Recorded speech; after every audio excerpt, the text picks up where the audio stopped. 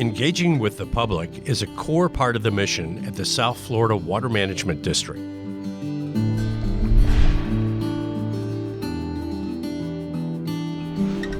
Our governing board and staff were honored to participate in a detailed cultural workshop with the leaders of the Seminole Tribe of Florida.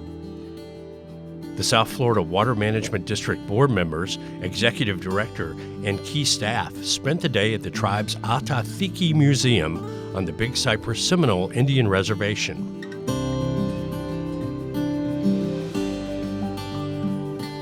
This house of history near Clewiston contains more than 180,000 unique artifacts that help tell the story of the Seminole people.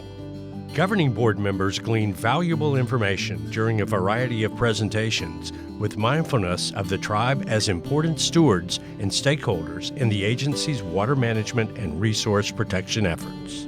The South Florida Water Management District would again like to thank the Seminole Tribe of Florida for providing this valuable experience.